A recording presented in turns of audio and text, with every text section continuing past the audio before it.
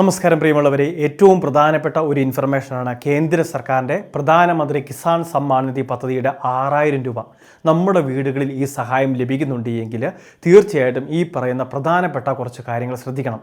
കാരണം ഈ അടുത്ത ദിവസങ്ങളിലായിട്ട് ഒരുപാട് ആളുകൾ അക്ഷയ കേന്ദ്രങ്ങളിലും കോമൺ സർവീസ് സെൻ്ററുകളിലും ക്യൂ നിൽക്കുകയാണ്. കാരണം കിസാൻ സമ്മാൻ നിധി പദ്ധതിയുടെ പുതുക്കൽ വന്നിട്ടുണ്ട്. അത് എത്രയും വേഗം ചെയ്തില്ല എങ്കിൽ ആനുകൂല്യം മുടങ്ങുമെന്നുള്ള ഒരു അറിയിപ്പ് വന്നിട്ടുണ്ട് എന്നൊക്കെ പറഞ്ഞാണ് ആളുകൾ എത്തിച്ചേരുന്നത്. അപ്പോൾ ഇതുമായി ബന്ധപ്പെട്ട് തീർച്ചയായിട്ടും നിങ്ങൾ അറിഞ്ഞിരിക്കേണ്ട കുറച്ച് കാര്യങ്ങളുണ്ട്. അപ്പോൾ കർഷകർക്ക് മുടങ്ങാതെ ലഭിക്കുന്ന കിസാൻ സമ്മാൻ നിധി പദ്ധതിയിൽ പ്രധാനപ്പെട്ട 3 കാര്യങ്ങളാണുള്ളത്.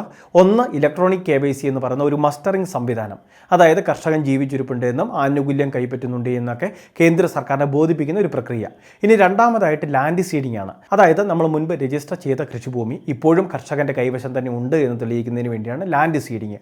അതോടൊപ്പം തന്നെ മൂന്നാമതായിട്ട് ആധാർ ബാങ്ക് അക്കൗണ്ട് സീഡിംഗ്. മുൻപ് കേന്ദ്ര സർക്കാർ നമ്മൾ കൊടുത്തിട്ടുള്ള ബാങ്ക് അക്കൗണ്ടിലേക്കായിരുന്നു പണം ഇട്ടുകൊണ്ടിരുന്നത്. എന്നാൽ ഇപ്പോൾ ആധാർ വഴി സീഡ് ചെയ്തിട്ടുള്ള ഒരു അക്കൗണ്ട് ഉണ്ടാകും.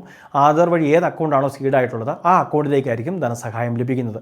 അതൊരു പക്ഷേ നമ്മൾ കൊടുത്ത അക്കൗണ്ട് ആകണമെന്ന് പോലുമില്ല. മറ്റേതെങ്കിലും ആവശ്യങ്ങൾക്ക് വേണ്ടി പുതുതായിട്ട് ഓപ്പൺ ചെയ്ത അക്കൗണ്ടിലേക്ക് വരെ പലർക്കും ആനുകൂല്യം വരുന്നുണ്ട്. ഇനി ആനുകൂല്യം വരാത്ത ചിലർ പോസ്റ്റ് ഓഫീസിൽ അക്കൗണ്ട് ആരംഭിക്കുകയും അങ്ങനെ പോസ്റ്റ് ഓഫീസിലും ധനസഹായം വരുന്നുണ്ട്. അപ്പോൾ ഈ 3 കാര്യങ്ങളാണ് നമ്മൾ പൂർത്തിയാക്കേണ്ടിയിരുന്നത്. അതോടൊപ്പം തന്നെ ഏറ്റവും ഒടുവിലായിട്ട് കേന്ദ്ര സർക്കാർ കർഷക ID എടുക്കുന്നതിന് വേണ്ടി എല്ലാവരോടും ആവശ്യപ്പെട്ടിരുന്നു. നമ്മളുടെ സംസ്ഥാനത്തെ കർഷക ID എടുക്കുന്നതിന് ഇനിയും അവസരമുണ്ട്.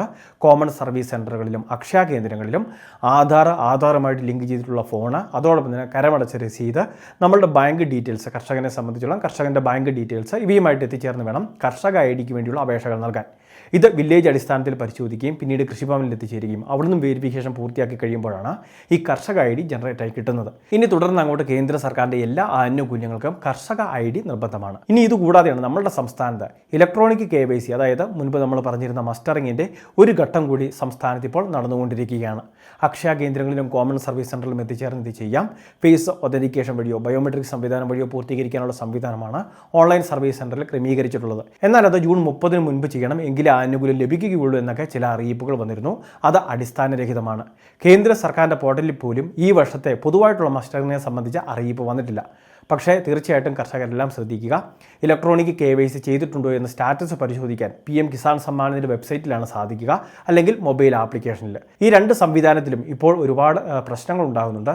സൈറ്റ് ഓപ്പൺ ആവാതെ വരുന്ന സാഹചര്യമുണ്ട്. അതുകൊണ്ട് തന്നെ ഓൺലൈൻ സർവീസ് സെൻ്ററിലൊക്കെ പോകുന്ന സമയത്ത് സ്റ്റാറ്റസ് ഒക്കെ ഒന്ന് ചെക്ക് ചെയ്യുകയും ഈ KYC ചെയ്തിട്ടില്ല എങ്കിൽ അത് ആ രീതിയിൽ പൂർത്തിയാക്കുകയും ചെയ്യണം.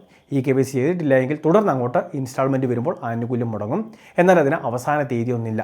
നമുക്ക് സമയവും സാഹചര്യവും വരുന്നതനുസരിച്ച് വരുന്ന ദിവസങ്ങളിലോ അല്ലെങ്കിൽ മാസങ്ങളിലോ ഇത് ചെയ്യാം. എങ്കിലും അടുത്ത കിസാൻ സമ്മാൻ നിധി ഇൻസ്റ്റാൾമെൻറ്റ് വിതരണം ചെയ്യുന്നതിന് മുൻപ് ഇത് പൂർത്തിയാക്കാൻ ശ്രമിക്കുക. വളരെ പ്രധാനപ്പെട്ട ഒരു ഇൻഫർമേഷനാണ് ഷെയർ ചെയ്തത്. എല്ലാവരിലേക്കും ഈ അറിയിപ്പ് എത്തിക്കുക. ഇതുപോലുള്ള വിവിധ ഇൻഫർമേഷൻ ചാനൽ സബ്സ്ക്രൈബ് ചെയ്യുക, ഫോളോ ചെയ്യുക.